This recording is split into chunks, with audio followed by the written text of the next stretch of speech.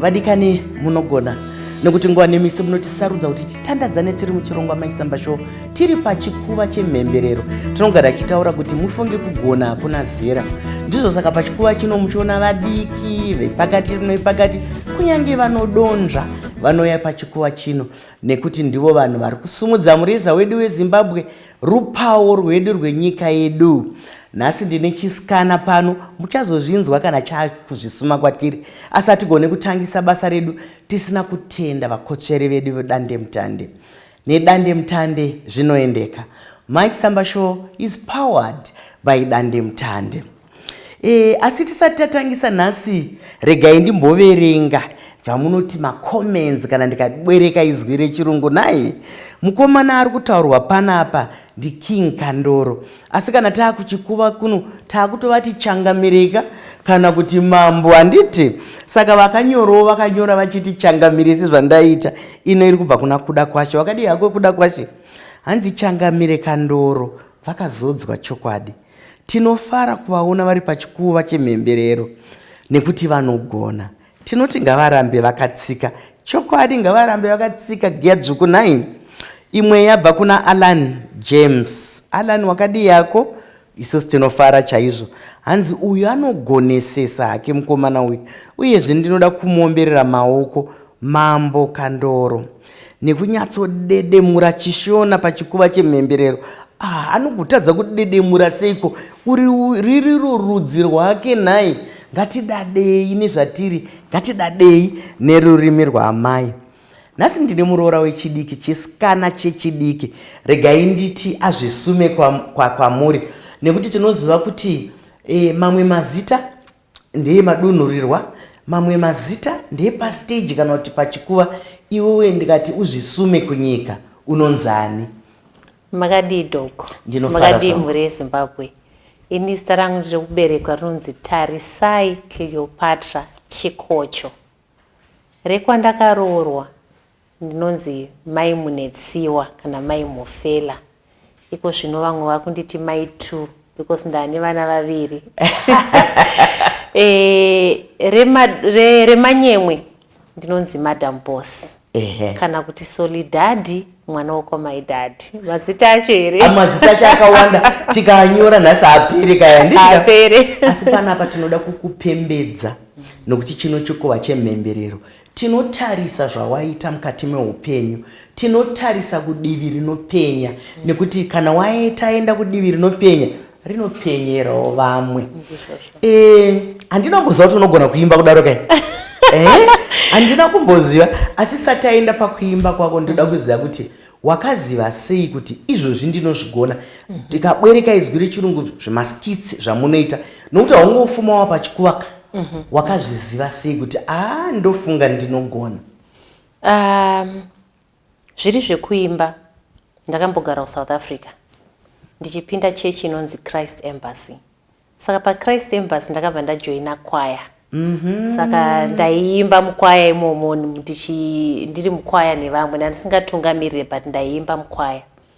Ndazodzoka kuno kuZimbabwe ndopandakazoti indakuita zvekuimba indakumbokontinya nekuimba. Ndandarekodha first album rangu rinonzi Sunungura Mweya. Ndakatoona kuti inga ndinenge nditori nani. Kwozoti zvemaskits handina kubvira ndambofunga kuti nerimwe remazuva ndichazobuda ndichiita maskitso ekuti ndinenge ndichifadza vanhu. Asi mukuimba umu ndakashedzwa kunonzi Good Morning Zimbabwe kuZBC. Ndichitaura nezvealbum rangu new upcoming artist. So Good Morning Zimbabwe unotaura nechirungu. Saka pachirungu ini nechirungu munopesana. Tinopesana. Saka ndakatanga kutaura broken English zvokuti vaiona vari kumba vakava disappointed kuti chisikana chakanaka kudai tadzotaura chirungu. So ndadzokera kumba. Bamunini vangu munin'ina waMofu wemurume wangu ndiye akazoti Maiguru ngatimbotangidza interview yamamuchitwa nechirungu. Muchasvika chete because field yamatora iyi you never know kwamuchasvikira munogona kuzoda kutaura nechirungu. Takati bamunini ngatitei. Saka zvikanzi inini ndine chekubvunzai ndiri cameraman wenyu.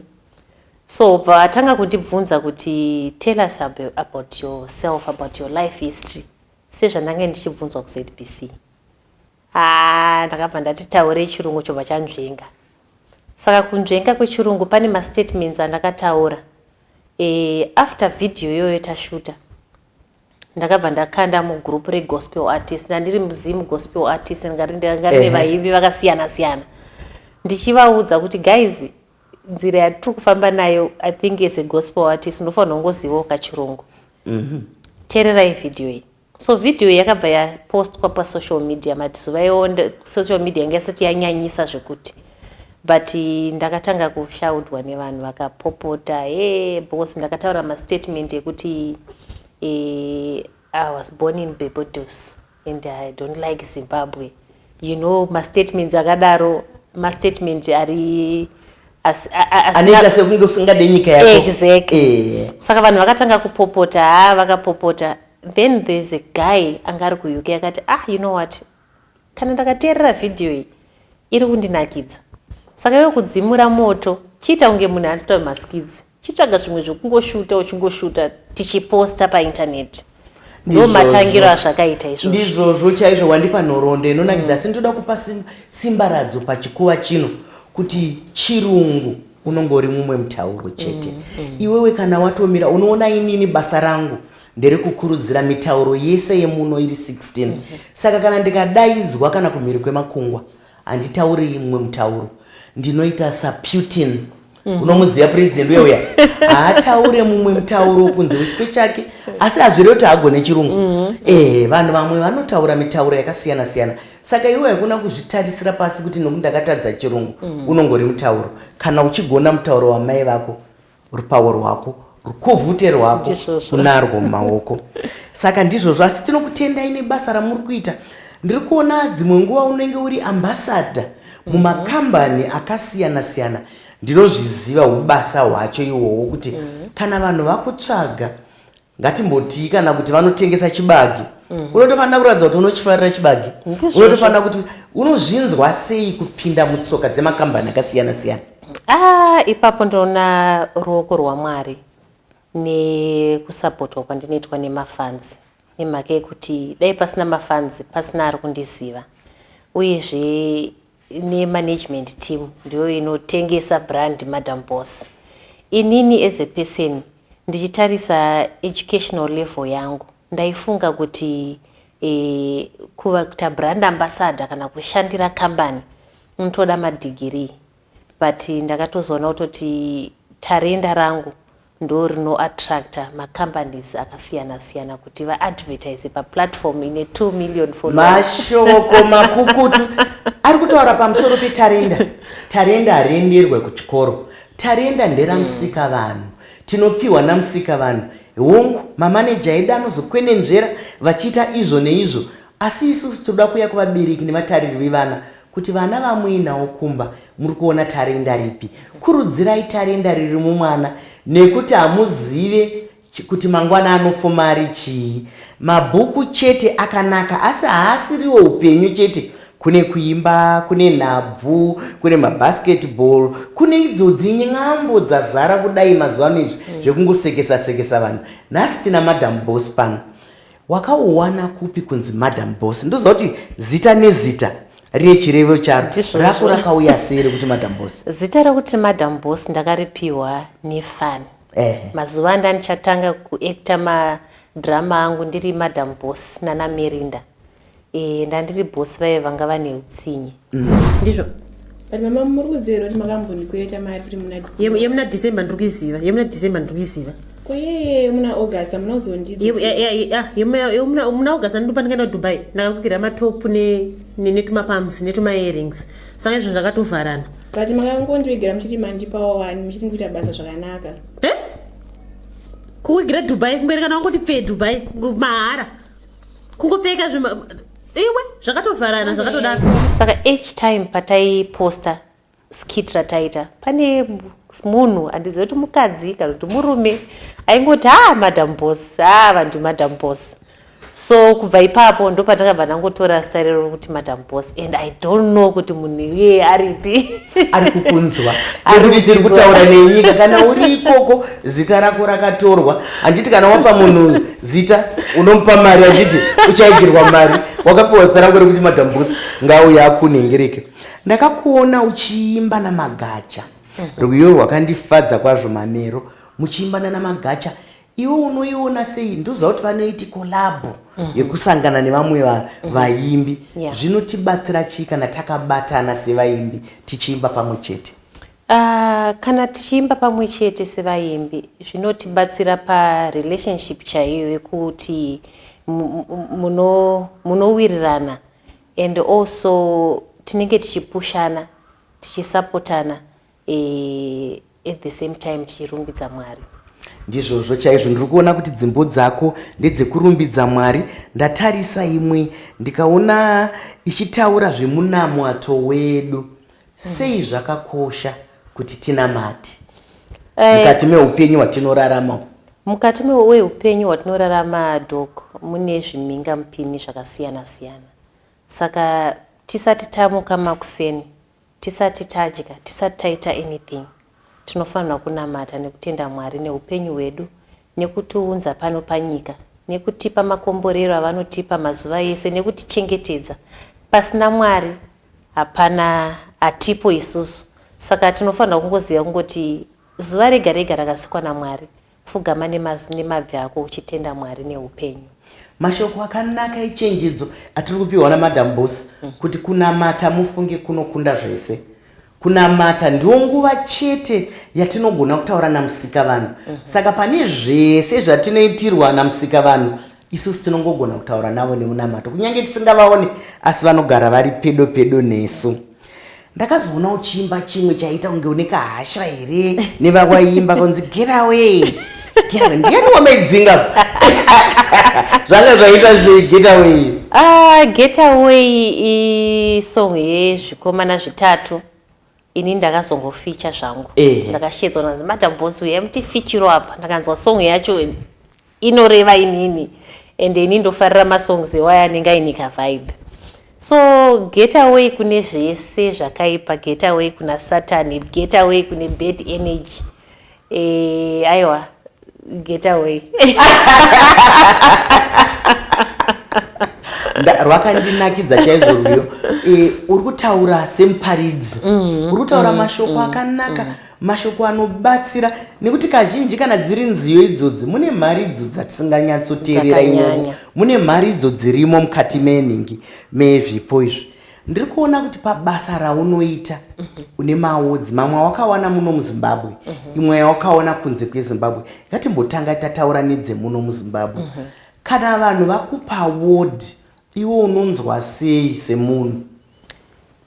Kana ndapiwa award, especially zvakatangira muno munyika mangu, vachirecognize talent rangu, ndinonzwa kufara zvekuti.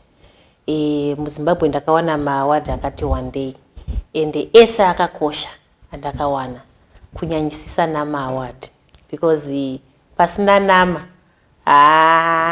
tingamawane hedu maaward, but nama ndo yatiti nama award. Ndofunga mukuziva zvandiri kureva. So ndinonzwa kufara nekuti vanhu vanenge vachiona mabasa ezvatiri kuita nekuappreciatawo zvatinenge tichiita. Mashoko akanaka echenjedzo ari kupiwa kuti kana uchinge uchiita basa rako, dzimwe nguva iwo muridzi automboziva ndiri kugona, mufunge. Dzimwe nguva autombofunga kuti vanhu vari kutarira, vanhu vari kuita sei, asi kana uzonzwa udaidzwa kunzi award yenyu pamusoro pechakati, zvinhu zvinoita kuti ufadzwe, unobva wada kupfuura chaunenge wakamboita. Yawakawana kunze kwenyika, imbotitsanangurira pamusoro payo zvakamira sei? Yandakawana kunze kwenyika People's Choice Award. Iya award yekuti dzimwe nguva kana ndakagara so ndinombofunga kuti inini ndakuda kuchita chirungu chicho wambonudza kuti chinokugozhera. Wakuchigona steering ndakareceiva email. Inini handisi munhu anotarisa maemail, asi manager ndiye anozomboti iwe toni foni yako iwe timbotarisa maemail. taona email yakatumirwa kare but nguva yange isati yanyanyopera zvayo. Zvikanzi iwe email ndiye mashuwere, you know kuti ma-emails kune yamaskama. And then manager fani vakadzifambira nyaya dzacho vakaona kuti it's email chaiyo. And then tareceive news idzodzo, panga pane manominees anga akati one day vataikwikwidzana navo. Saka ndakatarisa manominees aya ndega ndakabva ndatozviudza kuti ndipabuda apa. Ndinoremember first poster ravakati tiposte, pandakaposta poster iroro kana hama dzangu maZimbabweans vaitoseka kuti matambozi ichi chinhu tichafota zvedu but hachisi chenyu. But chinhu chandinofarira about maZimbabweans, chavanoda vanosapota, vakavhota, vakamira nechinhu one vakati Madam Boss, we know kuti chinhu ichi hausi kuchitora asi takungovhota, so vaivhota every day. And I remember one of vandaikwikwidzana navo, two of them vaitoposta vachiti anenge avhota nhasi ndokumupa airtime ye5,000 rands, vaivhota nemari. So moment iyoyo ndega during the process ndaitozviudza kuti handisina mari ndoita sei. Day rekuannounce mawinners, I remember tanga tiri muZoom because meetings ese taitira muZoom, and muZoom meeting umu ndini ndega ndandisingagone chirungu doko. Ndakatotsvagirwa interpreter because ndanga ndakutya. I was so nervous. So every Zoom vainditsvagira interpreter. muZimbabwean ndiye aindi interpreter. So day rekuannounce mawinners, vakabva vangoti ameno chisound chinonzi chechi. Ndakati ndobva ndanzwa chiti Madam Boss. Ndakataura statement rechirungu ende murungu akati you can actually speak English. Because ndakati oh my god, are you joking? He was like Madam Boss, I thought you need an interpreter. Saka doku mufaro wangu wandakange ndinawo makorokoto mwanangu. Zvese zvakanaka pano pachikuva tinozvikorokodza. Nekampururu zvakare kaamai. Kunyange zvari kumashure nhasi zviri pano pachikuva tinozvipururudzira. Asi ndinoda kuti ndipombe mweya muri mauri wokuti handizive chirungu. Chirungu ndokudiko. Chirungu ndati unongori mutauro. Kune vari kutonga nyika vasina kumbotaura kana izwi rimwe chete rechirungu. Kune vari kubhururutsa ndege vasina kumbotaura kana izwi rimwe chete rechirungu.